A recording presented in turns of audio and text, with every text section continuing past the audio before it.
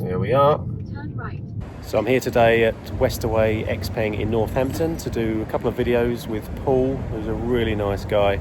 He did my handover of my XPeng G6 long range, which we see here. We're going to talk through how a handover should be done thoroughly and also have a quick chat about all things XPeng, history and future. Keep watching to find out more about some new models coming. There we are, parked up at XPeng in Westaway, Northampton. Got another one parked up there. Could be Paul's one. Another one over here. Looks like it's ready to go. It's got the seat covers still on it. Another one there, that's the Performance. Got the black wheels, look. Lovely. And the dark interior. And another one there.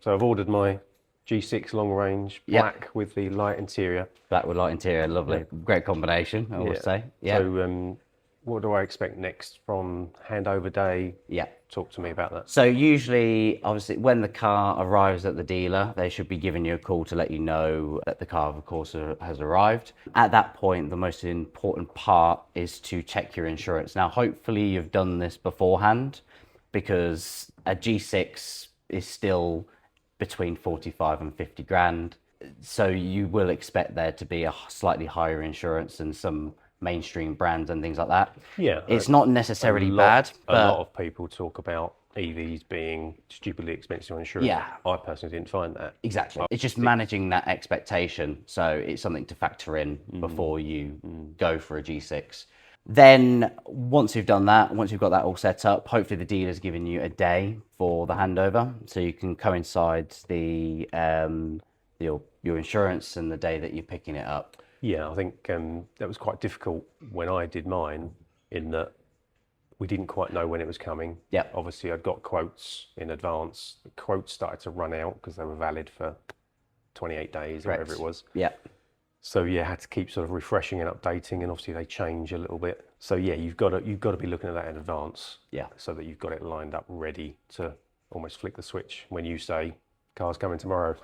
Yeah, exactly. It's getting all that pre-stuff done. For me, I like to get everything signed ASAP, you know, especially with a lease, because once that contract is signed, that locks everything in. So you never have to worry about offers changing.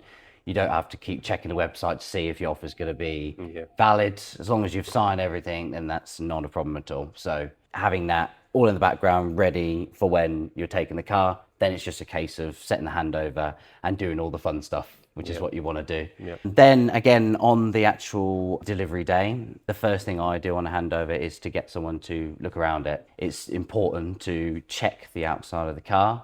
Also, just check the inside, make sure there's no scuffs on the seats and things like that. I think that's really important, because once you take the car, it's very difficult to then explain to the dealer that it was there before. Of course. So just double check it, go around everything and do your due diligence, because some things can happen. It just needs to be picked up on. And then I guess after I do that, then it goes to all of the signing stuff, just ironing out everything on the computer and things like that. What I then do is I present the keys. I'll give you your credit card key, which for me is... That's the NFC. The NFC is something that I would keep in my wallet. The main key, I guess, that I would call it the home key, because you only really need to keep it at home. There's no really many scenarios where you need to use it. Yeah, that was something I couldn't quite grasp, because having come from cars where you always had a key fob, always in your pocket. So I didn't think I would do that, but once I got the car, yeah, exactly as you said, I've got my phone which opens and closes it. I've got the NFC card in my wallet as a backup. My fob stays at home in a Faraday box, so it doesn't drain the battery constantly, firing to the car. And weirdly, when I went on holiday to an airport parking, I'd actually forgotten the fact that I didn't have a key. And when they said, right, we need your key, it's because we're going to move it, it was like, oh, hang on, I've got the NFC card. I'd never used it, and I suddenly remembered from something I'd seen, place it on the left-hand charging pad where the NFC symbol is for them to drive it, so I had to tell them that. But they were actually quite clued up. They said they'd done lots of Teslas. Teslas are very similar, and I think that's a common thing that people will grasp. So a lot of Tesla owners will probably won't even need explaining this, to be honest with you. I do find a lot of Tesla owners, they just seamlessly integrate into XPeng. Everything is very similar in a lot of ways. The software is different. I guess the next part of the process is to then go into the more technical parts of the car. For me, a setup process is how I do it. So I just get everything that the driver will need for quick access to them straight away. So I'll go down, I'll set the mirrors, then we'll do the driving seat, get that saved, make sure they know how to save it. Again, it's very simple. Then it's just make sure they know the bottom slides and everything like that, how they save things, how they give themselves shortcuts. But the most important thing is the app itself. Now, the reason why a lot of people may not have had the app set up is because the dealer is supposed to do this. I mean, I do it 24 hours before. You were great at asking me up front for email. I always ask up front, and I always ask for the email to be sent as well, because even though I've got an email already, a customer might want the wife's email or something like that to then set the account up. Now, once the initial account user is set up, then that person can then dish access to whichever user they want to give to. You do that via the app, don't you? Which you do on the app. So our responsibility is making sure that the initial user is set up first. And that can only really be done smoothly is if it's done 24 hours before. So that on the day, everything's ready. So I've got essentially 3 keys that I'm handing to the customer. I've got credit card, I've got your home key, and then I've got your app set up as well. The app setup is so easy. As you know, when we did our handover, it is slightly different now. So they do require you to scan the XPeng logos now. You can now control the distance. I don't know if you know as well. So it's a little bit more of a setup process there, but it literally is like 2 minutes. So I just recommend for customers just to, if they want things set up quicker, just set your account up first, get it ready. So you could even do that once you order the car.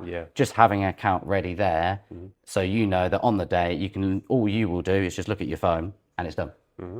So that would probably make things a lot easier. So when I see on the G6 UK Facebook group people saying, I've got my car, but the app's not working, I've been told I've got to wait 48 hours. Why is that? I think a lot of it is down to the fact that, it is a new brand to a lot of dealers. I think for us, we used to set the account up and it essentially just tells you that it's going to get set up within 24 hours. What we didn't realize is that technically you could do that anytime. You don't have to do that on the day. It's just having the due diligence to then look and see that I've got a handover tomorrow. Make sure that bit is set up the day before. There shouldn't really be any scenarios. I mean, the only thing I would say is weekends isn't really a time where you can get it set up. So if I've got a handover on Sunday, then I will get it set up on Friday so that it's on their account. So for me, that's Thursday. So that may be a mistake that people are making. Is that because you have to contact XPeng or to an extent, it's essentially it's part of their customer service team, which deal with diagnostics and things like that, but also deal with the app as well. Just getting it all set up. It's just essentially them pressing a button, verifying who they are with the chassis number of the car, and putting it together, and so it's easy. I mean, the actual process is very simple, but it's a learning curve for everyone, and I think that might be what people are experiencing. It's just that dealer being in that early phase, and we were in the same position as that. So as time moves on, they'll get used to how the process works, and then they'll make the handovers a lot smoother going forward. So things like this, letting people know that in advance. So then can say, can I make sure that my app is set up, or just make sure that a day before the dealer has submitted it. That's probably the main recommendation I would make. Okay, talk to me about PDI checks beforehand, because again, one of the big issues that it's such a small issue, but actually it leaves a bad taste when someone gets their car and they then find out their heating AC isn't working. So corrected? it's for us, it was about once we figured out that that was going to be a problem, there was a couple that kind of fell through the cracks. I know there was other dealers that had a lot more that went out, and you know, for me in the summer it's quite easy to figure it out. In the winter you wouldn't necessarily check the aircon, so it might have taken even longer to figure out that that was a problem. But yeah, it became quite an apparent problem, and it was a very simple fix, but it just needed to be caught at source. Yeah. And I think, yeah, it was just based on something in the transporter process meant that the cars weren't going into a particular mode, and that stopped the aircon from working. But again, all we needed to do is just check it, you know, being on top of it, knowing that it was a potential problem. So just double checking on that one particular issue. I do think now dealers know about it. It is something they religiously look at. Every week there's somebody reporting this hasn't been done Even by now. my dealer. Yeah. You then get people commenting, I'm looking at buying a G6, but I've heard there's a problem with the AC. I've heard there's a problem with the app.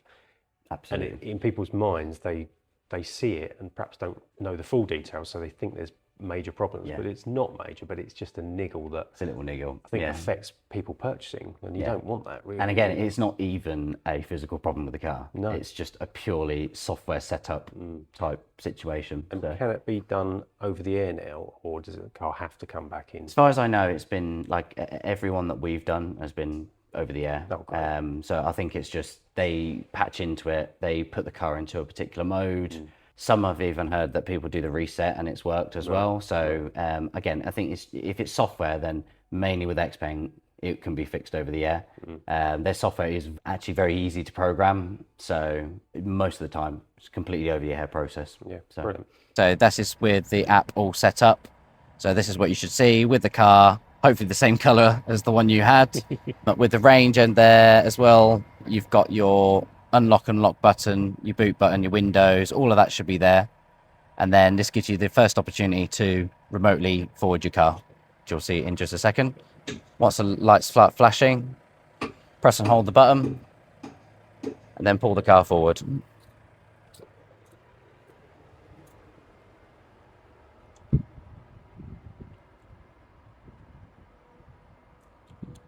There we go. Just to show you, there isn't anyone in there. It's still locked up. I haven't got anyone hidden in there pulling the car forward. So what I do on my initial process when I'm dealing with customers is I actually delete most things on here to start with. On the X stock. Yeah, because the only thing to start with is relevant is the 3 slides here. So you've got this one here, which brings up your apps. And you've got this one, which is for your settings page. And then that brings you back to your previous page that you were on before. So if you're on, say, maps or something like that, it brings you back to that page. What I then do is I just scroll down and then I'll set the side mirrors.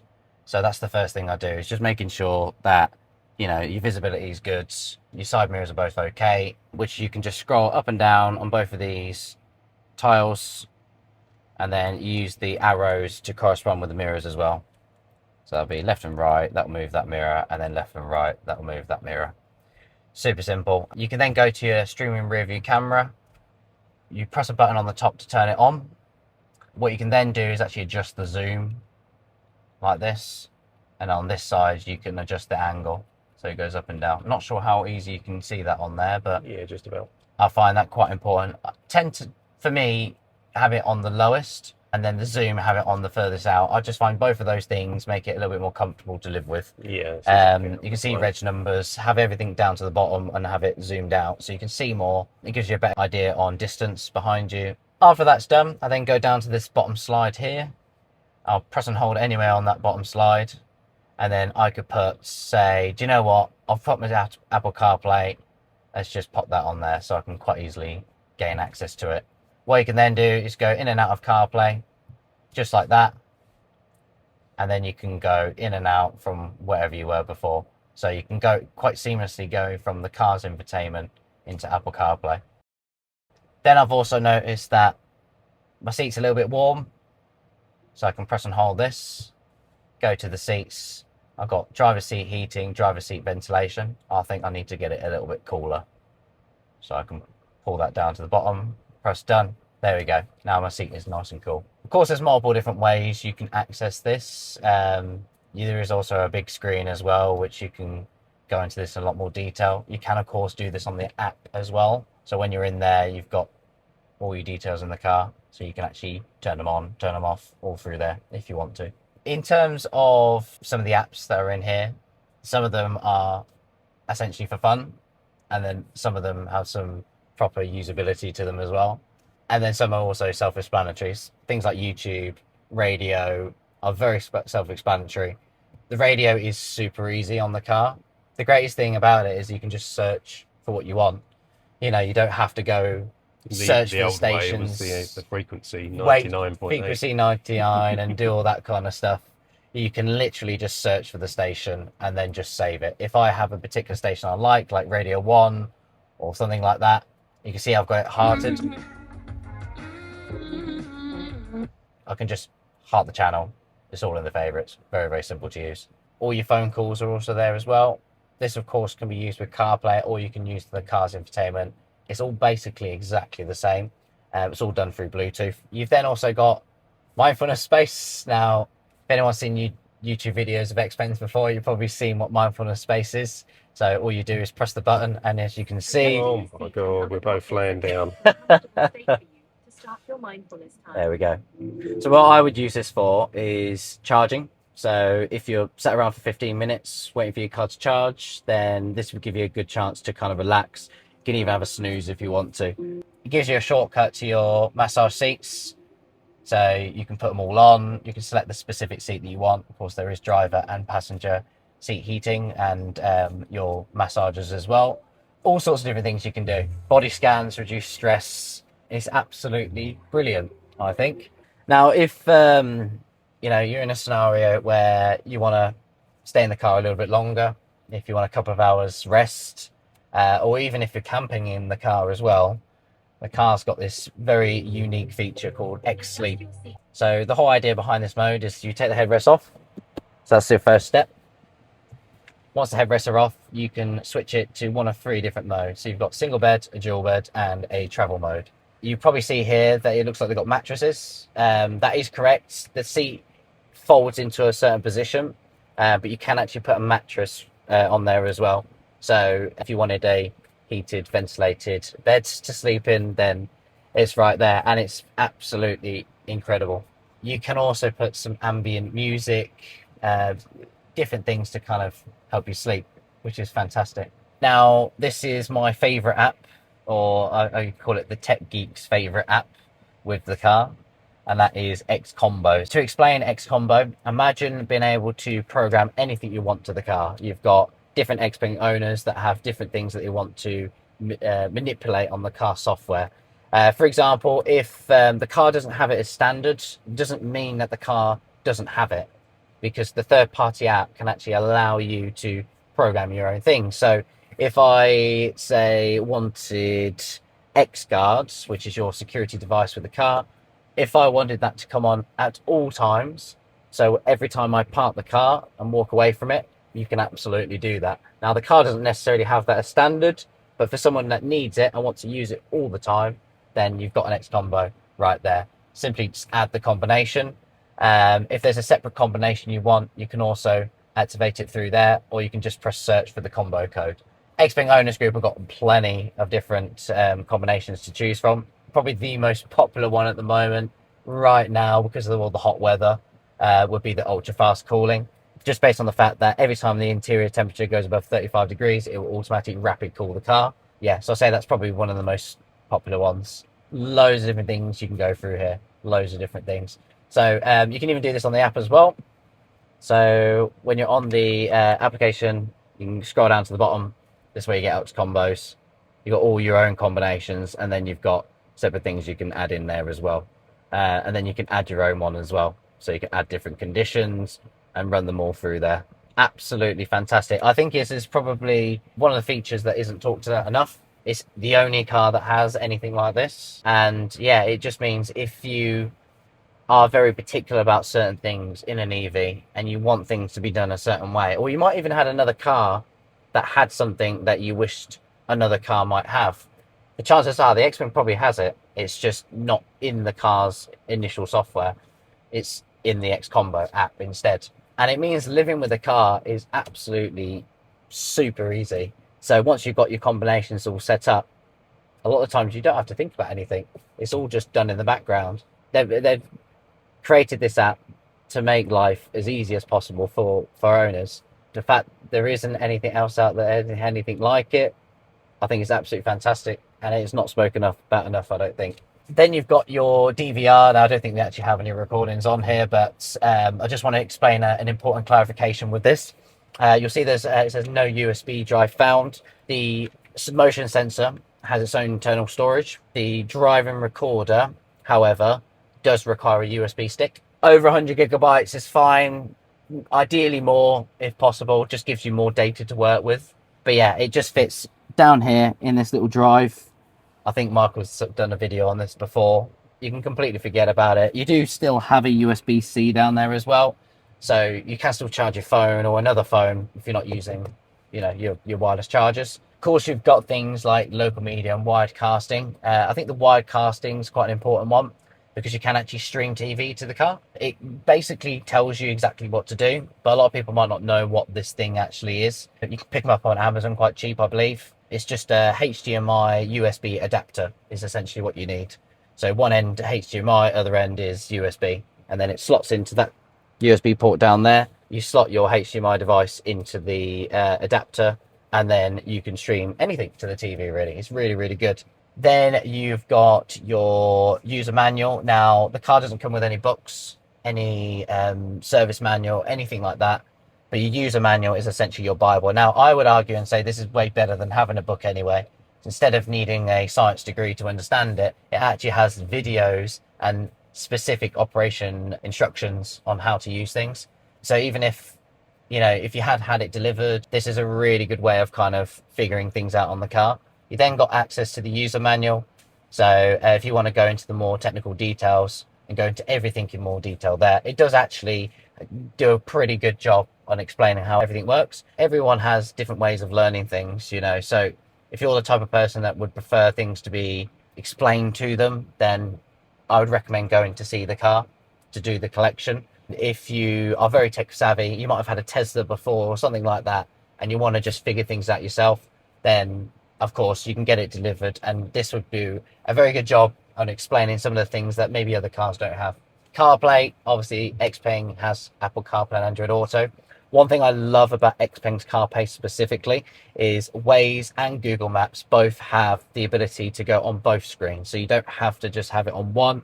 You can actually have it on this center screen here, which most cars don't have. You know, most cars, they have to rely on their own car software for it.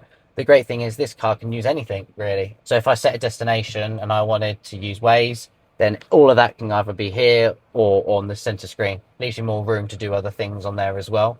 Of course, Android Auto works the same way, so you can pair them on both as well, which is really, really good. You do actually have an internet browser as well. It is technically in beta mode. It does work, and you can use it for certain different things. For me, though, right now, you know, if you have a laptop and things like that, I would use a laptop and hook up to the free Wi-Fi that's with the car. For me, that would be a lot more usable, but it is something that they're going to work on in the future and improve it over time. You do have internal Spotify, YouTube, Disney Plus, Amazon Prime, Apple TV, and all the other bits as well. A couple of fun apps there as well, such as Cara Fun and Xplay. For people that don't know, Cara Fun's a little karaoke machine. I don't know if you used it, Michael. Not yet. I've No. tried, but no, I'm not the best singer. Yes, so various different things you can go into in here. But for me, the handover process should be all about making sure you're comfortable with your seat, making sure your steering wheel is adjusted, your mirrors, your screen, all your preferences at the bottom, so that, you know, you might be with your wife in the car, you notice that the ventilated seats are on this side. You could put, say, ventilated seats on that side and just scroll that to the bottom. Having that all set up, I think, is quite important, so that yeah, at any point throughout your journey, the initial time when you're kind of figuring out where things are in the car, it'd be a good idea to have all the things that you need straight away set up for you at the bottom. So if you want to quickly put your ventilated seats on, even your driving modes, if you want the driving modes in there, you can stick that down at the bottom. If I just move that there, just like that. So then if I want to seamlessly check the modes out on my way back, I can go from sport mode to comfort mode. I can go to individual, or you put launch control on if you're feeling racing on the road. So of course I've got to be responsible, so I can't say that you should be doing that, but yeah, you can quite easily just change through the different settings there. Then there's the settings. The settings, there's a lot in there. There's lots of different things to get your head around. But I would suggest going through it yourself when you get home. I don't think it necessarily needs to be something that you go through on your handover process. For me, it's just making sure you're unlocking feedback. There's one mode in there where it sends the horn off every time you lock it.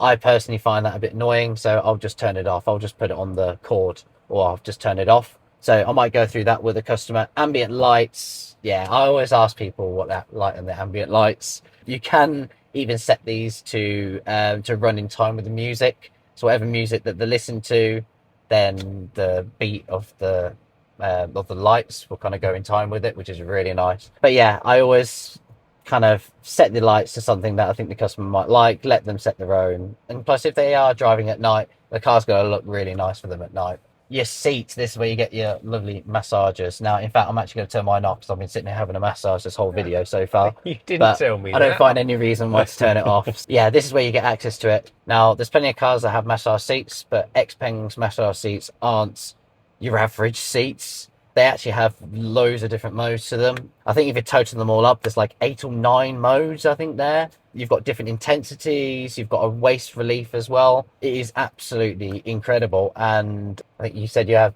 suffered with back problems before, and it does actually help. It's not just a gimmick. It really can help your back if you are suffering with back problems, especially that waist relief. I think it can do wonders, really. It's really, really good. Especially if you heat your seat up as well. Especially in the winter, if you're heating your seat up and you've got the massage pads as well, that's only gonna, loosen everything up a lot more. Then your drive. Now, drive is, again, very, very important. Comfort is what I tend to put people in to start with.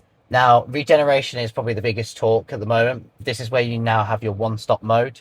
So you've got disabled, low, medium, and high. And then you've got the little button there, which essentially acts like an auto hold on the accelerator. Now, for me, I tend to find it's better to throw yourself in the deep end, really. There are different levels to it. If you are very uncomfortable with one pedal drive, then turn the level down. But you're better off adapting your driving style to it. The reason is because simply the car is so much more efficient when you use that.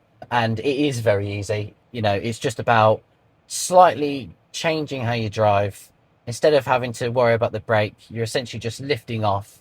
So sometimes you feel like you're putting your foot down a little bit later on, when usually you would lift off, coast, and then put your foot on the brake. Whereas with one pedal driving, you kind of lift off and then you're already kind of stopping. So for me, try it on high. If you really don't get on with it, stop, turn it off, and then work your way up. XPeng are actually really good where even though other brands, you either have it on or off, you can actually work your way up to a high regen. So you can start with a little bit and sort of every now and then just increase it a little bit more. But fair warning, if you do disable it, you are drastically reducing the car's efficiency if you are turning it off, because essentially all of that energy that's stored within braking is usually stored back into the battery to help the car's efficiency. If you don't use that, then that's a big element of the car that you're missing out on. So I think for me, if you can go to high, if you can get used to it, fine. I'd usually say 1, maybe 2 days, you'll be fine. And you probably won't even think about it again. All the kind of intelligent stuff with the car, just make sure all of these things are turned on. There's absolutely no reason with an XPeng to ever turn off any of the driving aids. I think they are all very good and they're programmed in a very accurate way. A lot of people that ask me that have had cars before, that have had this kind of safety features, they'll say, well, when can I turn it off? That's the first thing people ask me. For me, there are things you can turn off and turn on, but it's very, very refined. And some of the things like the speed warnings, yes, a lot of people want to find out how to turn them off. For me, when I'm driving every day, I probably don't notice it half of the time. If I do stray maybe half a mile an hour over the speed limit, then of course, if the time goes off, it is very, very faint. You can put it into the headrest as well, which is great, and turn the volume down as well. So you can adjust that whatever makes it more comfortable to you. But absolutely, I do not think if driving aids are something that annoys you, XPeng won't be that car. Then you've got your famous voice assistant. Now, there's two different ways you can get the XPeng assistant to come up. So, I'm listening. open window. Okay. There we go. So what's unique about XPeng's AI system is that it can actually figure out where you are in the car, open and close the window. If you are wanting to turn your seat on or heat a seat or whatever it is, you don't have to specify to the car about where you are. So you can say, hey XPeng, I'm listening. turn on heated seat. Driver's seat heating is turned on. There we go. So as you can see, she's actually turned my heated seat on because I've requested it. I haven't actually had to say where I was specifically in the car. Hey Xpeng, Passenger speaking. turn on heated seat. Passenger seat heating is turned on. There we go. Now, as we know, it is August, so it's probably a good idea we turn them straight back off. But as you can see, you can quite easily turn them off like this as well. It's just, instead of having to go through a couple of different buttons, sometimes it's useful just to be able to tell the car what you want.